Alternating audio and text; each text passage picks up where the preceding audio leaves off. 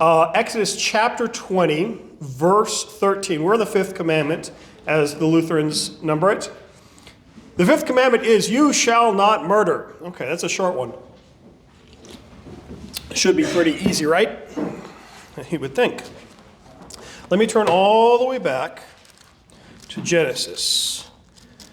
So it'd be interesting if this is the first time God ever tells somebody not to murder anyone. They're like, oh man, we've been doing that for like thousands of years. Now we're not allowed to murder people anymore? Oops. Well, thank you for telling us now. But no, the idea of don't murder, this actually exists. This is one of the oldest commandments.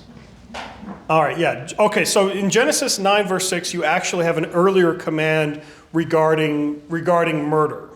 So Noah goes on the ark. Noah comes off the ark. God makes a covenant with Noah after the ark.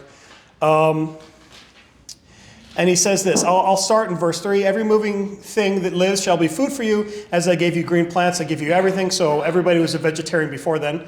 But you shall not eat flesh with its life, that is, its blood. And for your lifeblood, I will require a reckoning. From every beast I will require it. And from man, from his fellow man, I will require a reckoning for the life of man. Now here it is, 9 verse 6. Whoever sheds the blood of man, by man shall his blood be shed. For God made man in his own image.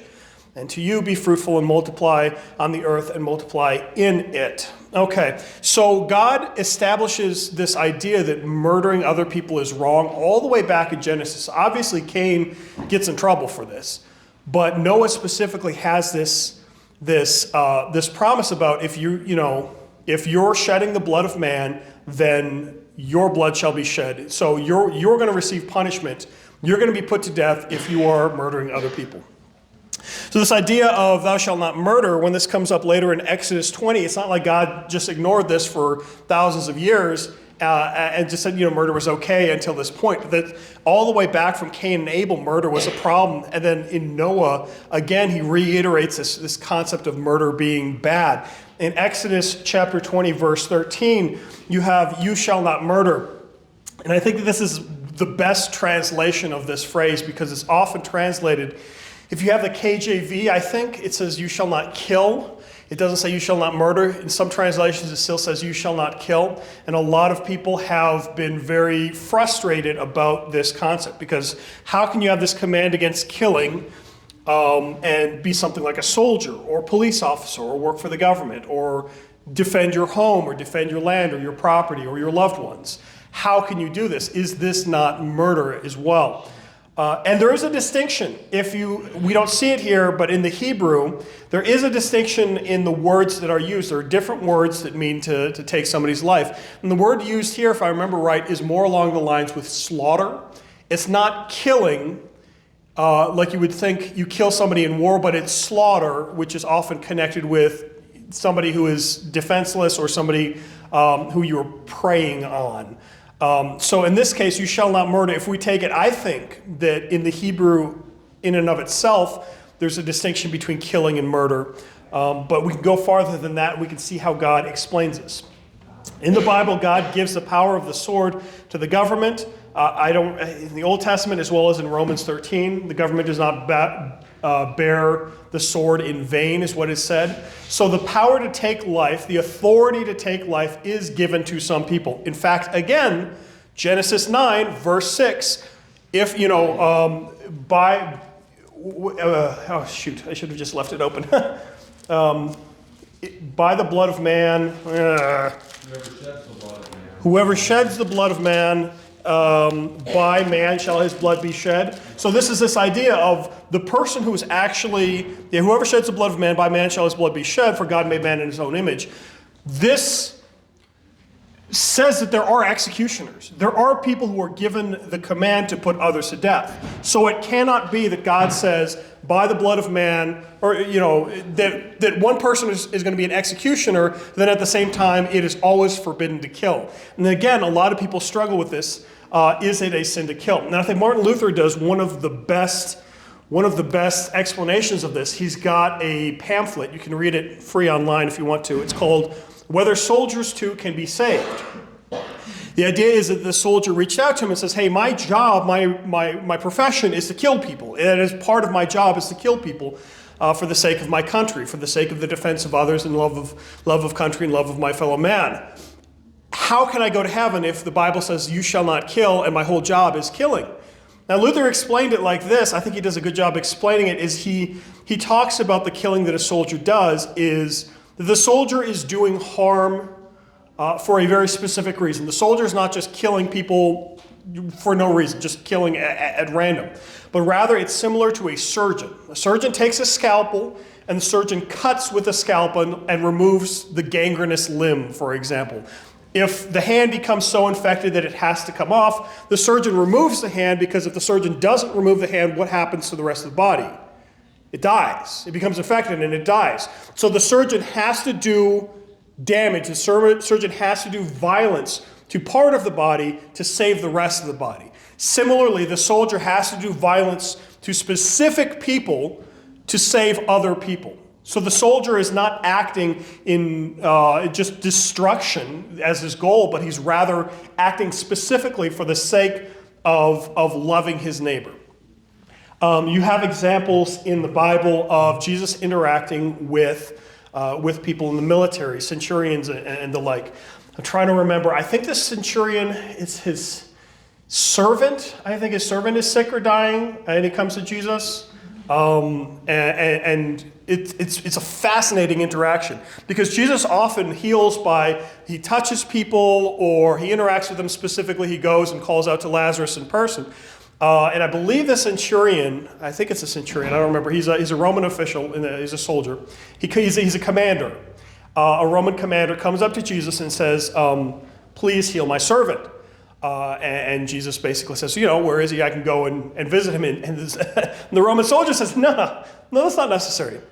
I understand who you are, and I understand how things work. I myself have been given authority over others. If I say to one servant, go here, he'll go immediately. If I say to another servant, come here, and he'll come immediately. All you have to do is say the command, and heaven and earth listen to you. Yeah, it's in Luke. Is that in Luke? Yeah. Is it a centurion or? For I too am a man under authority with soldiers only, and I say to one, go, and he goes, and I say to another, come, and he does, and to my servant, do this, and he does it. Yes. Greater and Jesus marvels at the faith of this leader, this centurion, or this. He was a centurion. Yeah, the centurion. Now, a centurion is somebody, you would think, well, century, that's 100, so he's in charge of 100 people, right? You would think. It's 88. At least last I checked. It's about 88 people. It's not exactly 100, but it's around 100 people. So the centurion is, that's pretty high up. That's pretty high up in the hierarchy. He's not in charge of the whole legion of Caesar, but he's pretty high up, and he understands this concept. Now, Jesus could have said, wait a minute, you're a soldier. You kill people, and you tell people to kill other people. I'm not going to help you. You're a murderer. Repent of your evil, wicked ways. Stop being a soldier. But no, he doesn't. Instead, he praises this guy's faith. He doesn't tell him to quit his job, but he praises his faith, and he praises that this guy understands God's authority. There's other times that Jesus interacts with soldiers and stuff, and he had plenty of opportunity to tell them that what they're doing is evil. So it cannot be, based on the context of all of Scripture and based on the Hebrew word itself, it cannot be that this is a prohibition against ever taking a life. Rather, taking a life is specific. And I've kind of boiled it down, if I'm remembering right, I kind of boiled it down to two facets. One of them is, do you have the authority to take the life? And then two, do you have the justification to take the life? Because if God gives the authority to the government to take the life, okay, you still can't just kill whoever you want, even if you're in the government. You have to have an appropriate reason to put someone to death. And that reason may be war, that reason may be capital punishment, something like that. So you have to have, one, the authority to do it, and two, the reason to do it. In the United States, thankfully, we have this idea of you have the right to life, liberty, and the pursuit of happiness. And I've seen some theologians argue that God doesn't give you rights, you don't deserve anything. But I've also heard a contrary argument that I like that says, no, God actually does give you the right to, not just to your life, but also to property. Because if God says, thou shalt not steal, then that means that your property is yours. You have the right to your property. If you don't have a right to property, then how can anybody steal from you? You don't own anything. If you don't have a right to life, then how can anybody murder you? Your life, nobody has the right to your life. So I do think that you actually have the right to life. And thankfully, in this country, it's sometimes acknowledged that people have the right to life. And along with that right to life is the right to defend yourself. So that comes along with it, the right to defend others.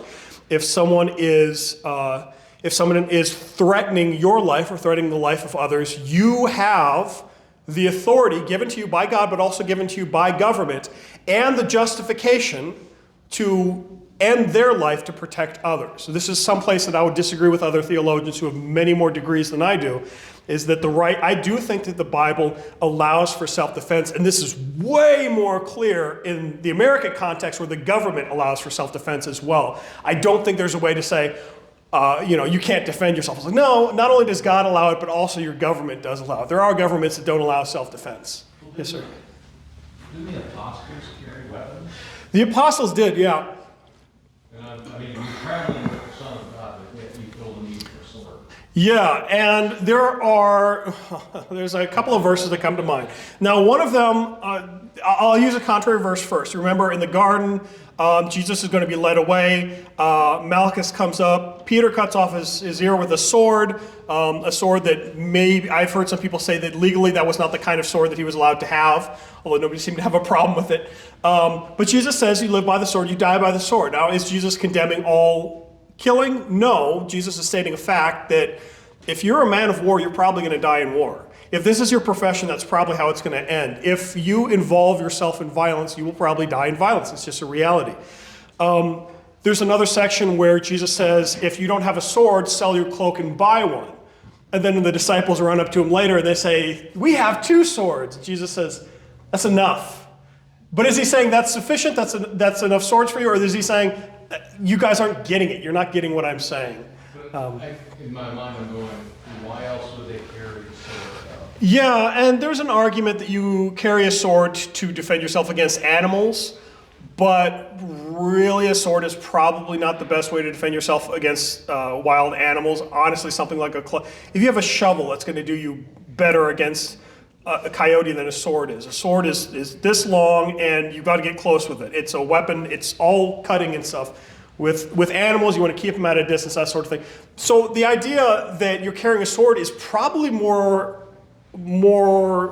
applied to robbers and bandits and people who are going to attack you, other people. Yes, sir? Well, you're not going to walk around with a shovel. You're not going to walk around with a shovel, but you will walk around with a staff. If you look at Psalm 23, your rod and your staff, thy rod and thy staff, they comfort me. If you look at the actual words used for the rod and the staff that comfort you, is one of the words, the rod is, another word for that is a scepter. Think of a king has a scepter, but it's also a cudgel. It's a stick that you beat things to death with. That's what it is. The staff is more like a shepherd's crook. The stupid sheep is wandering to the side, use the stick, the crook to correct them. They get their foot stuck. You help them. The rod and the staff is the thing that you use to love the sheep, to care for the sheep, to keep them from harm, to keep them, safely on the path. The rod is you either beat the lion or the wolf or the bear or whatever to death with it, or I've heard that apparently they would throw it and make a loud noise near the sheep and the sheep would go away. So if the sheep are wandering too close to the edge, you throw your rod over there and it makes a noise, but you never would hit the sheep with the cudgel. It's for killing things. It's not for disciplining the sheep. The sheep get disciplined, get pulled out of the way by the staff, but they're hit. Things are hit by the cudgel. So your rod and your staff, you comfort me. Yea, though I walk through the valley of the shadow of death, I will fear no evil, because you are with me, because you will kill anything that tries to kill us. So there is this concept of defending others in the shepherd imagery as well. But then later on, that's Psalm 23. How many 1,000 years later are they walking around now? More likely, there's going to be more swords in common. But still, a sword is usually for war. It's not usually for protecting yourself against dogs so much. Maybe a spear, maybe a cudgel, maybe a staff, a stick, a sling, something like that. Your rod and staff. Your rod and your staff, they comfort me. Yeah. They're two, yeah. They're two different things. The rod is the scepter or the mace or the cudgel. The rod kills. The staff is the gospel. The rod is the law, if you want to look at it like that. The law kills and the gospel saves. It redirects you if you're wandering away. You think of the shepherd's crook or whatever, they would use that. Another reason why it might have been carrying stories is they probably weren't thinking of the heaven, they were thinking about the earthly kingdom. Yeah. Yeah, I mean, and as long as you're walking around on the earth, you are going to have, and this is why I don't think that it's a bad idea for Christians to carry firearms. I don't discourage it I do encourage people to go to the range if they have the opportunity, be safe with your weapons and stuff, train with them. But I don't think it's, some people think that it's wrong for Christians to even touch weapons. This is a problem with the chaplaincy. In the chaplaincy, in the military, in the U.S. military, in the chaplains are not allowed to even touch weapons, not allowed to touch ammo, not allowed to touch spent brass, which means I don't have to clean it up, not allowed to carry grenades, not allowed to, any sort of weapon, anything like that. If it's considered a weapon, you're not allowed to even touch it as a chaplain. This is because the Roman Catholics said they were not going to supply chaplains to the U.S. military unless they made this law that chaplains weren't allowed to touch weapons. It wasn't enough for it to be up to the individual denomination. Does your denomination allow you to have a weapon or not? No. But they insisted that all priests were to be non-combatants. Therefore, all chaplains need to be non-combatants. And this is not the case in any other country that I'm aware of. You go to other countries and the chaplains pack heat. But yeah, so I think there's a lot of misunderstanding about thou shalt not murder. Oh boy, there's a billion different directions to go with this. So it's not a prohibition on killing, it's a prohibition on murder. And murder, again, I think that it's best understood as, do you have the authority?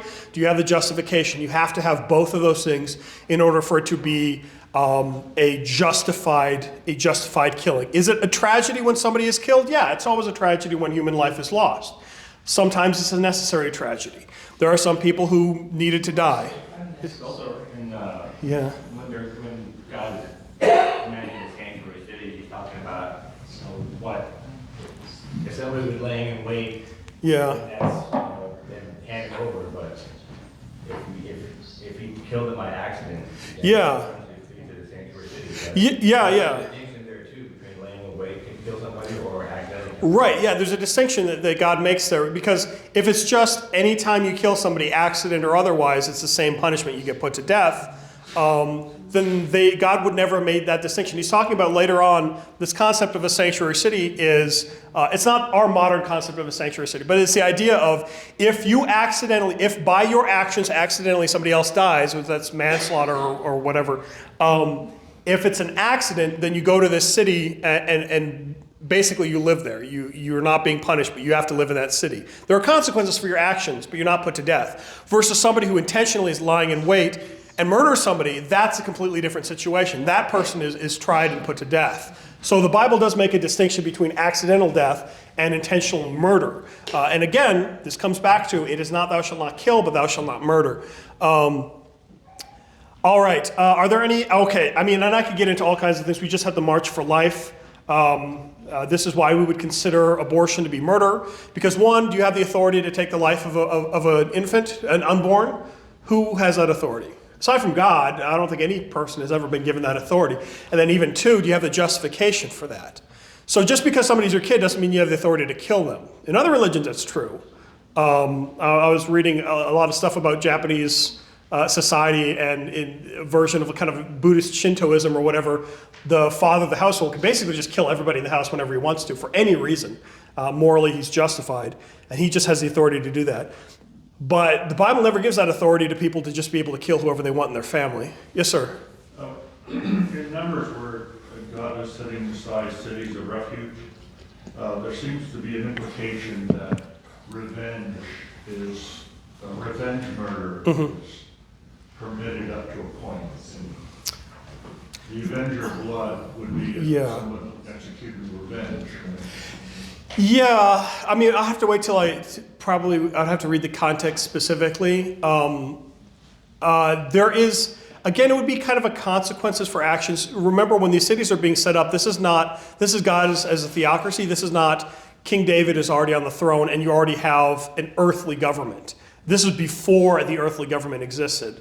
There's a bit of complication there. It's not the same society we live in now. And I Yes, sir. think it's a lot of it having hot blood. I mean, something that happens right at that moment. Yeah. Because they do mention towns, I think, that are set apart. Someone, if you do something, go to another town. Yeah, and this is, the refuge Separate city, yourself from people who might want to do you harm. Yeah, these are places of refuge.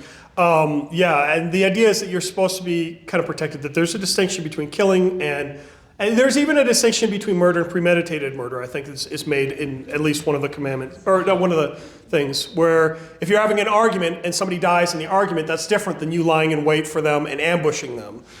There's also, I think, in number 2, we talked about that if you found guilty, then the person to murder or to kill them under authority Yeah. would be the person's kin or the person who did wrong. Yeah, and I think that was what you're talking about is that the vengeance, the blood avenger, the guy who carries out the execution, in that case would be somebody related to the person who was slain, who was murdered.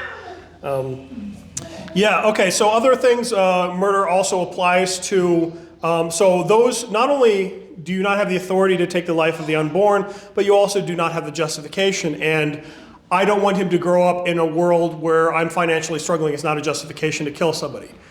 Because otherwise you have that justification as long as somebody's alive. Why would it stop after they're born? It's like, well, times are a little tight. Sorry, 5-year-old little Timmy's got to go. The justification doesn't just show up just because it's going to be difficult to raise. Well, this is also the case with end-of-life issues. Thou shalt not murder also applies to euthanasia and assisted suicide. Just because someone is suffering does not justify killing them. It says your life is not worth living because you're suffering. That's what when you're putting somebody to death with somebody is Terminal? well, we're all terminal, technically. But there's, and let me make a distinction here because this is very important. There's a distinction between actively trying to end someone's life and not continuing to keep somebody on not a respirator, but a life support. Yeah. So in one case, if somebody's in the hospital, and this is usually a case-by-case basis, and you don't know all the details, and you don't know if they're going to get better, you can have the option to have machines pump their blood for them, breathe for them, intubate them, feed them, all of these other things. You can have that happen. And if you decide, I want them to be better, I would love for them to live, but I cannot continue to keep them on these artificial processes. That's not the same to take them off these artificial processes. It's not the same to say, I intentionally want this person's life to end. So what's your goal? If you've got a loved one in the hospital and they're on all these devices and it's a tragic decision for you to take them off of these life support devices, think about this. If God then gave them the ability to pump blood on their own, breathe on their own, heal and be better, would you be happy or would you be disappointed? That's a good way to look at it. If your goal is, I intentionally want to end this person's life, whether it's abortion or end of life, I intentionally want Grandma Schmeck and Pepper to die, and I'm going to be disappointed if she doesn't die. I want to pump her full of so much morphine that she dies, and it will be a failure if she doesn't die. That's completely different than I'm going to take them off of life support, pray to God for healing, but if his healing means bringing them to heaven, then that's what it means. Do you want them to live or do you want them to die? And that really is a big impact on end-of-life choices. So a lot of end-of-life choices are really, really hard. This is why you bring in family members. This is why you pray over it. This is why it's an agonizing decision. This is why after you make the decision, you often think about, what if I had done something different? Would things be different? And you deal with that moral injury for years and decades afterwards. It's a tragedy. And if you are experiencing it as a tragedy, that's because you value their life. Yes, ma'am. That's why it's really hard, I think, for parents that are pregnant Mm-hmm. to say that it's the life of the child or the life of the mother. Yeah. Well, What a difficult situation to be put in. So you've got something called an ectopic pregnancy. An ectopic pregnancy, without getting too graphic, is when you've got the embryo, the fertilized egg. The child is growing instead of in the uterus where it's safe, but is instead growing in the fallopian tube or someplace where it is not able to grow. If it gets to a certain size, the mother dies, and the child will not survive an ectopic pregnancy. That's not the area where the child is able to grow. The womb is, the uterus is, but the fallopian tube is not. The child will not survive. Now, there are some women who have decided that even though they have an ectopic pregnancy, now the only way to solve an ectopic pregnancy that we have now, and I think we're starting to see where people can actually take the child and implant it into the uterus, into the womb where it can grow safely. I think that's actually been done. I'd have to look it up. But what is the goal of the mother? Is the goal of the mother to say, hey, I want to kill this child, and if I don't kill the child, then I'm not happy? Or is the goal of the mother, I would love for this child to survive, but the tragic reality is the child is going to die already where he is, and I'm going to die as well. If the goal, I think it's called something double consequence or whatever. Your desire is for the child to live and for the mother to live. You do everything you can to save the life of both, but you know at the end of the day you can only save the life of one, and as a result the other one will die. You don't want the other one to die. Where does it come to a decision that's in God's hands? It's in God's hands, but what is your goal when you're thinking of it? If God was miraculously able to save the child, would you rejoice? Hopefully, yes, and that's the case in an ectopic pregnancy. I don't know of a single woman who's ever had an ectopic pregnancy says, yes, I am happy that I have an ectopic pregnancy because now I have an excuse to kill the child. I've never encountered that. In every case I've seen with a woman who is struggling with an ectopic pregnancy, it is a tragedy. She wishes it wasn't the case, not just for her own sake, but for the sake of her child. So if the goal is, I wish that there was a way to save this child, but I cannot do it, then it's a tragedy, and it's to be mourned as a tragedy. It's not lying in wait. It's not intentionally trying to kill the child. It's unfortunately the child does not survive, but the mother is saved. And it's a tragedy that the child dies, but it's not a murder. And this is a distinction that has to be made because a lot of times, in fact, most of the time, almost every single one of the times when an abortion is committed, what is the goal? This is why abortion isn't healthcare.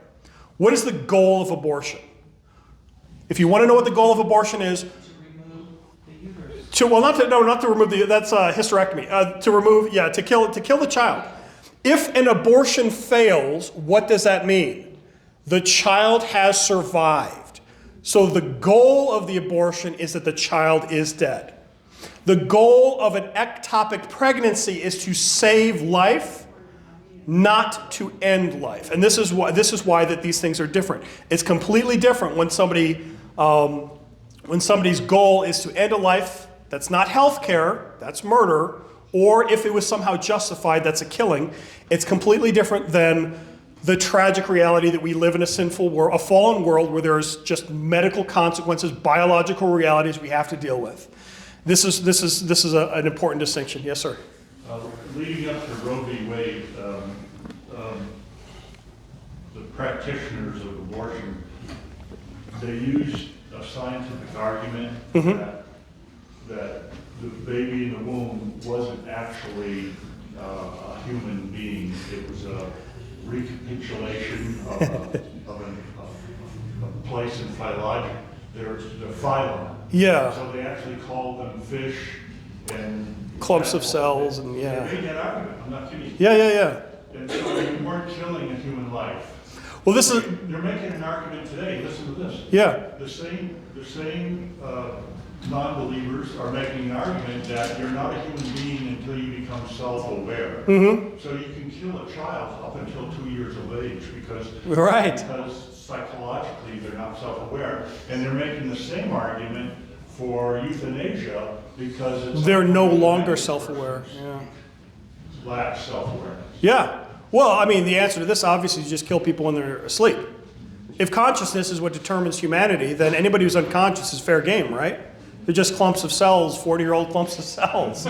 Yes, ma'am. Just two things in the Bible. Yes. Mary goes to see Elizabeth. Yes. And John leaped. In her womb, yes. And then she said, why is it that the mother of my Lord, who hasn't been born yet. It's Mhm. to see me. So 2 instances in the Bible of babies. Yes. Yeah, and there's a lot of Bible verses that talk about it, that talk about you knit me together in my mother's womb. But even if you want to talk about, I'll use a negative Bible verse. This even proves it. In sin did my mother conceive me. Now this is in one of the Psalms. Some people have tried, and this is often we use it as a proof text to say that we have to deal with sin even from the moment of conception. In sin did my mother conceive me. This is not saying the mother was sinning in the conception, but in the earliest state of my conception, I had sin. Well, how can a clump of cells have sin? Carrots don't have sins. Fish don't have sins. Fingernails don't have sins. Only human beings have sins. In sin did my mother conceive me. So in conception, there is the necessity for a Savior, which means that in conception, that is a human being, because nothing else needs to be saved except for human beings. Jesus Christ died on the cross for the sins of mankind, the entirety of mankind, not for the sins of fish and dogs and clumps of cells and inanimate, objects. In sin did my mother conceive me. I was knit together in my mother's womb. From conception, a human being is a human being. What is the biological classification? You can look at the DNA of a single-celled organism. It will be human. Is it alive? Yes, it's alive. If it's human biologically and it's alive, then it is a living human being. Now, the philosophical argument you can then make is say, well, you are not a human being until you have consciousness. But what is that based on? That's just speculation. If you just want to look objectively at it, that is a biological human, it is biologically alive, it's not going to grow into a fish. Human embryos do not grow into anything else except for human beings. An embryo is just a stage of development along the way. Yes, ma'am.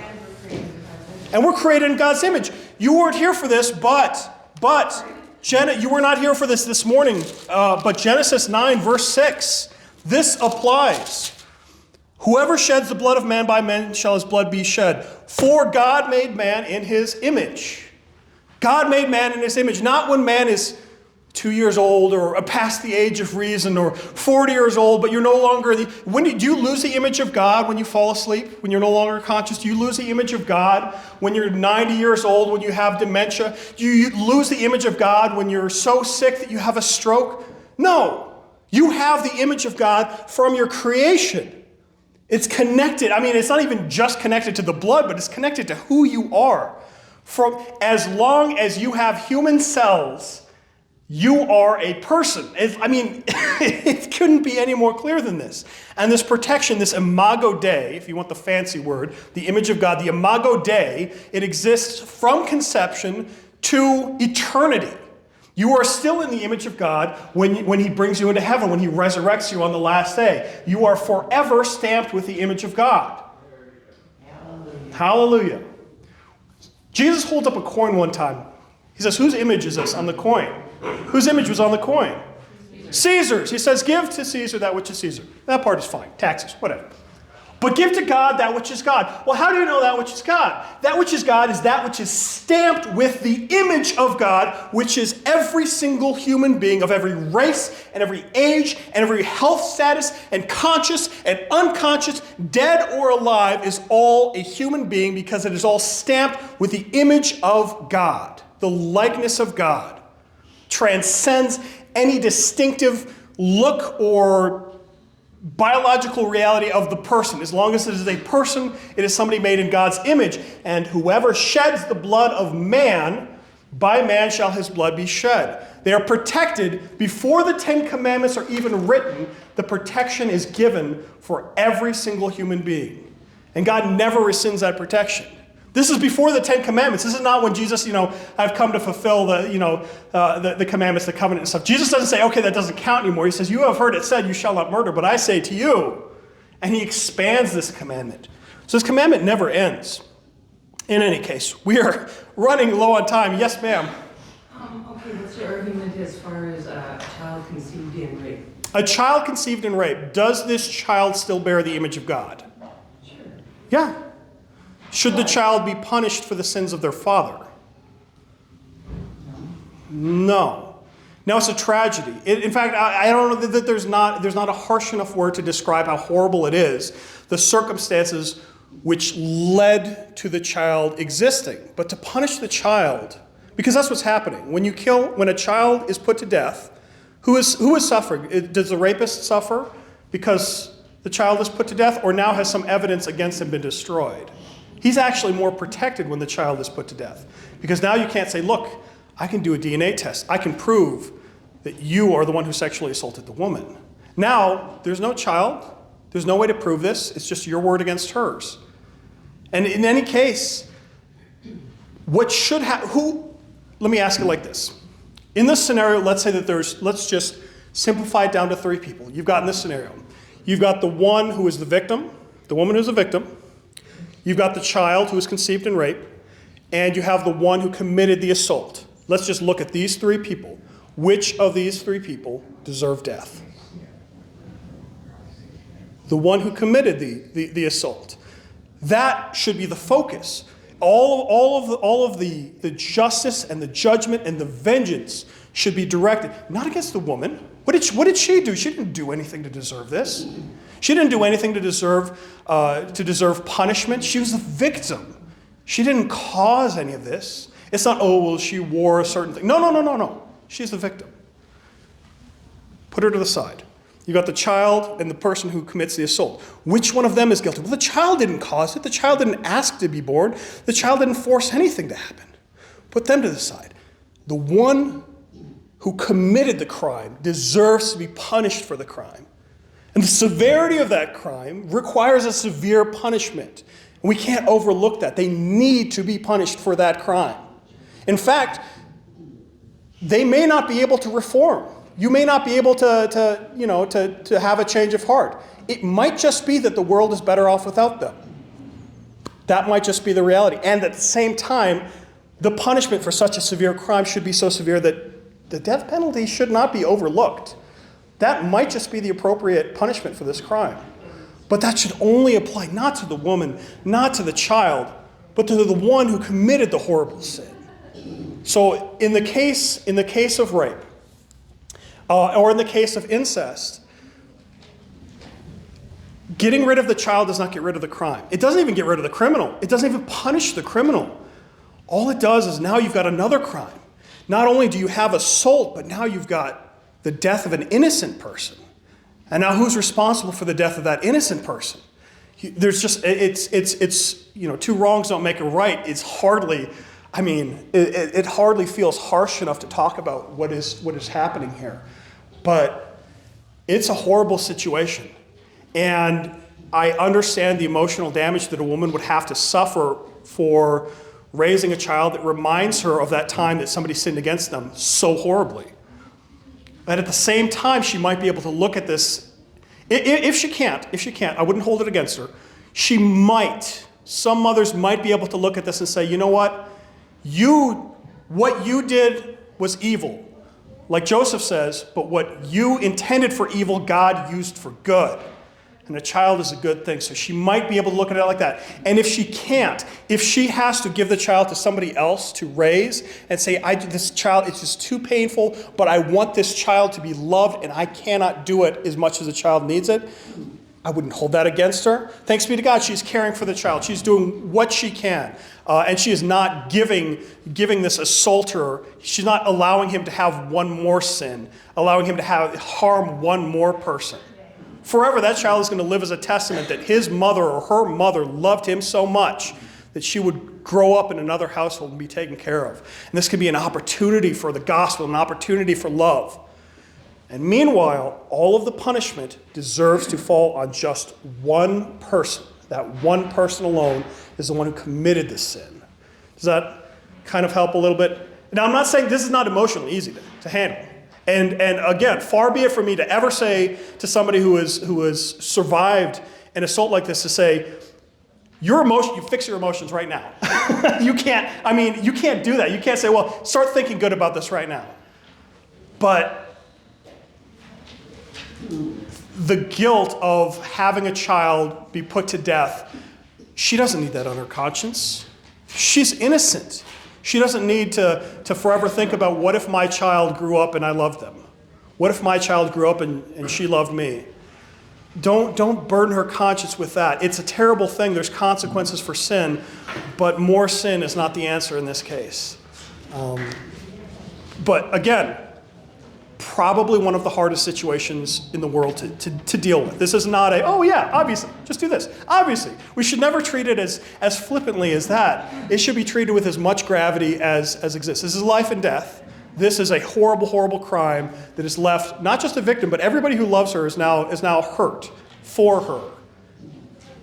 And that needs to be dealt with very, very carefully and very, very precisely as well. Should not be shaken off lightly.